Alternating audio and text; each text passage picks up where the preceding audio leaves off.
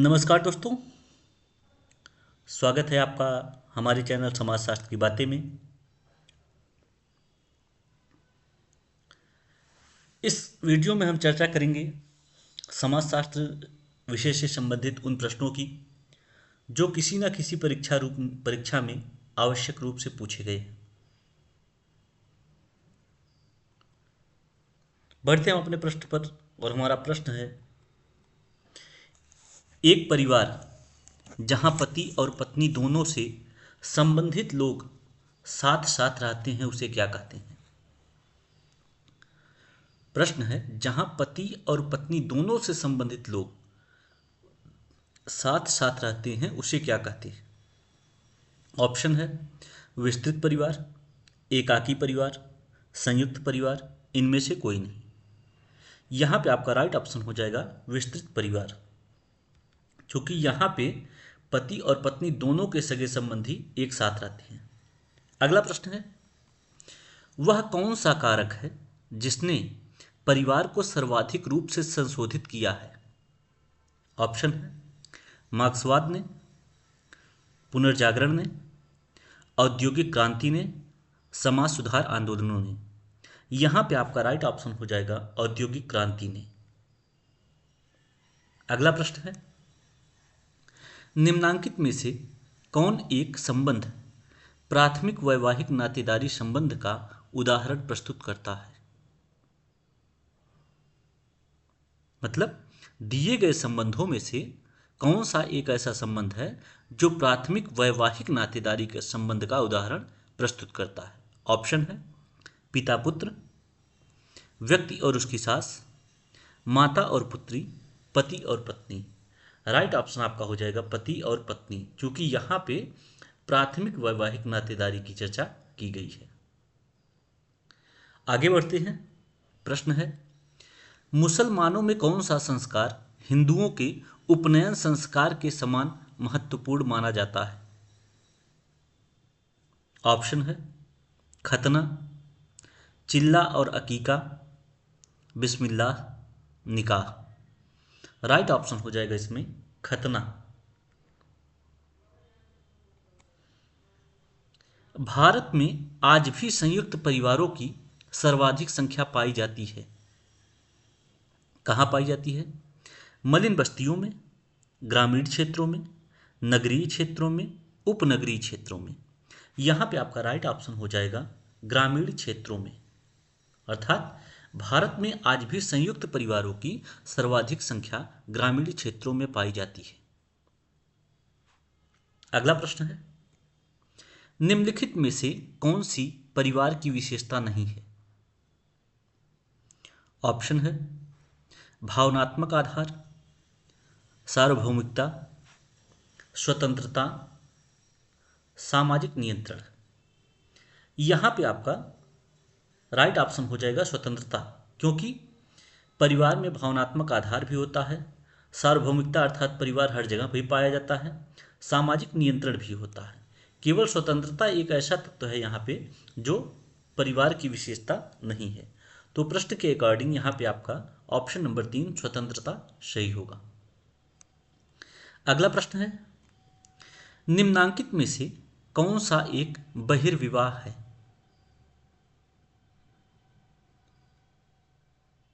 Option है अंतरजातीय विवाह,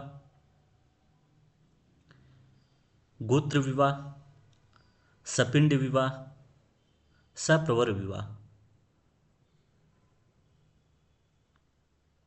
यहां पे आपका एक राइट ऑप्शन हो जाएगा अंतरजातीय विवाह। केवल इसे ही बहिर्विवाह कहा जाएगा। अगला प्रश्न है, महात्मा गांधी को वर्णित करने में बापू शब्द का प्रयोग करना निम्नलिखित में से किस एक का उदाहरण है। कल्पित नातेदारी, मानित नातेदारी, समपार्श्विक नातेदारी, उत्तर भारतीय नातेदारी शब्दावली। यहां पे आपका राइट ऑप्शन हो जाएगा मानित नातेदारी।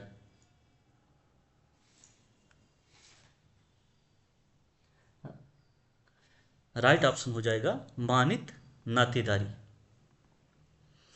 अगला प्रश्न है, निम्नलिखित में से किसमें पितृवंशीय एवं पति स्थानिक परिवार का व्यवहार होता है? ऑप्शन है नंबूदिरी, खासी, टोडा, नायर। राइट ऑप्शन यहां पे आपका हो जाएगा नंबूदिरी। अगला प्रश्न है, समान पूर्वज चाहे पुरुष हो या महिला के वंश क्रम से उत्पन्न हुए व्यक्तियों को क्या कहते हैं? ऑप्शन है गोत्रज, मोइटी, कुल, मातृपितृ संबंधी। यहां पे आपका राइट ऑप्शन हो जाएगा कुल। अगला प्रश्न है, एम.एन. श्रीनिवास ने अपनी पुस्तक social change in modern India में निम्नलिखित में से कौन सा मत प्रस्तुत किया है? ऑप्शन है जाति व्यवस्था पूर्णतया बंद व्यवस्था है। दूसरा, जाति व्यवस्था पूर्णतया खुली व्यवस्था है। तीसरा, जाति वर्ग की तरह होती है। चौथा, जाति व्यवस्था में गतिशीलता का अवसर निहित होता है। इसमें आपका राइट ऑप्शन हो जाएगा जाति व्यवस्था में गतिशीलता का अवसर निहित होता है। अगला प्रश्न है, निम्नलिखित में से कौन सी जाति का मानक नहीं है? या निम्नलिखित में से कौन सा जाति का मानक नहीं है? ऑप्शन है पदक्रम, बहिर्विवाह, वंशानुगत व्यवसाय, अंतर्विवाह। यहां पे आपका राइट ऑप्शन हो जाएगा वो हो जाएगा बहिर्विवाह। ये जाति का मानक नहीं है, जबकि जाति में पदक्रम भी होता है, वंशानुगत व्यवसाय भी होता है और उसमें अंतर्विवाह भी होता है। अंतरजातीय विवाह जो होता है वो बहिर्विवाह में आता है, इसलिए जाति का मानक में जो है बहिर्विवाह शामिल नहीं है। अगला प्रश्न है, संस्कृतिकरण का व्यापक अर्थ क्या है? ऑप्शन स्थानीयकरण, क्षैतिज गतिशीलता, संरचनात्मक गतिशीलता, सांस्कृतिक ऊर्ध्वगामी गतिशीलता। यहां पे आपका राइट ऑप्शन हो जाएगा सांस्कृतिक ऊर्ध्वगामी गतिशीलता। अगला प्रश्न है, सामाजिक स्तरीकरण के अध्ययन के लिए मैक्स वेबर का उपागम निम्नलिखित में से कौन सा है? ऑप्शन है एकल आयामी, द्विआयामी, त्रिआयामी, चतुर्आयामी। राइट ऑप्शन यहां पे आपका हो जाएगा त्रिआयामी।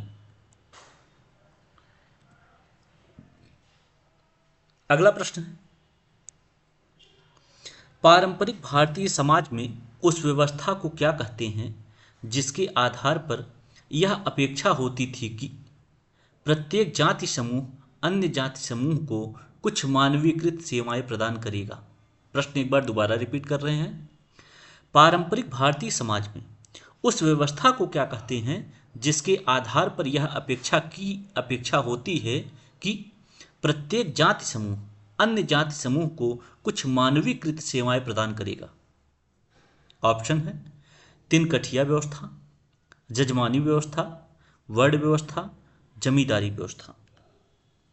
यहां पे आपका राइट ऑप्शन हो जाएगा जजमानी व्यवस्था।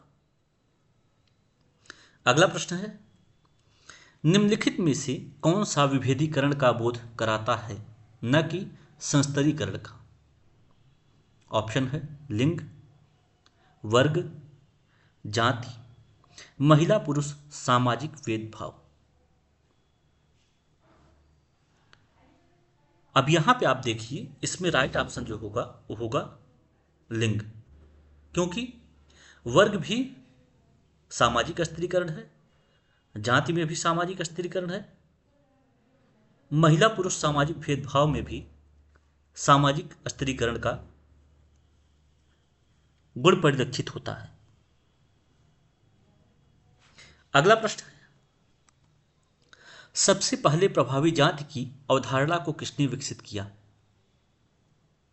ऑप्शन है एस.सी. दुबे, एन.के. बोस, ए. बेते, एम.एन. श्रीनिवास।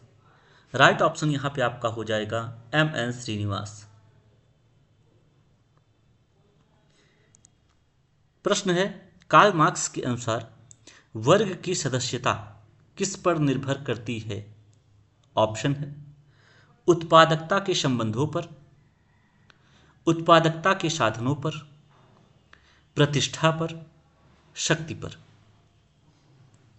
यहां पे आपका राइट ऑप्शन जो होगा वो हो जाएगा उत्पादकता के साधन पर या उत्पादकता के साधनों पर।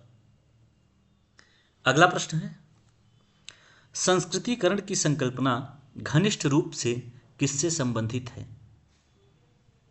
ऑप्शन है प्राथमिक समूह की संकल्पना से, संदर्भ समूह की संकल्पना से,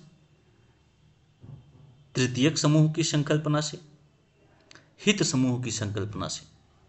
यहां पे आपका राइट ऑप्शन जो होगा वो हो जाएगा संदर्भ समूह की संकल्पना से। अगला प्रश्न है, मार्क्स के सिद्धांत वर्ग चेतना का केंद्रीय तत्व क्या है? ऑप्शन है अपने आप में वर्ग, अपने आप के लिए वर्ग, वर्ग और संस्कृति, वर्ग और श्रेणीकरण। यहां पे आपका राइट ऑप्शन जो होगा वो हो जाएगा अपने आप के लिए वर्ग। अगला प्रश्न है, प्रदूषण के लिए सम्मान की अवधारणा के प्रवर्तक कौन है? ऑप्शन है EB Harper, L Duma, SC Dubey, Milton Singer. Right option आपका हो जाएगा एससी दुबे। अगला प्रश्न है, परिस्थिति समूह शब्द किसने गढ़ा था? ऑप्शन है Ralph Linton, टालकट Parsons, max weber, Robert Merton. यहां पे आपका राइट ऑप्शन हो जाएगा मैक्स वेबर।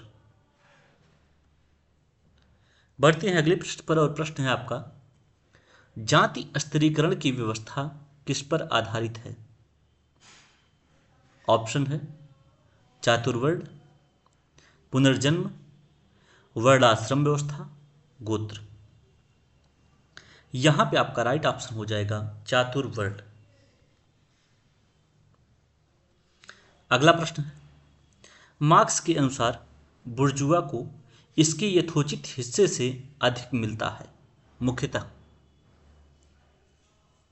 पहला ऑप्शन है सर्वहारा वर्ग पर नियंत्रण के कारण, दूसरा उद्योगों पर एकाधिकार के कारण, तीसरा उत्पादन के साधनों पर पूर्ण नियंत्रण के कारण, चौथा वैध साधनों से लाभ संग्रह के कारण। यहां पे आपका राइट ऑप्शन हो जाएगा उत्पादन के साधनों पर पूर्ण नियंत्रण के कारण। अगला प्रश्न और इस वीडियो का लास्ट प्रश्न है, प्रकार्यात्मक स्थिरीकरण के रूप में द्वैध संगठन किनमें प्रचलित है? ऑप्शन है जातियां, वर्ग, जनजातियां, इनमें से कोई नहीं। इसमें आपका राइट ऑप्शन हो जाएगा वर्ग।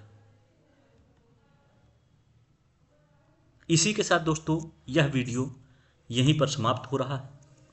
आशा करते हैं यह वीडियो आपकी परीक्षा की तैयारी के लिए रामबाण साबित होगा।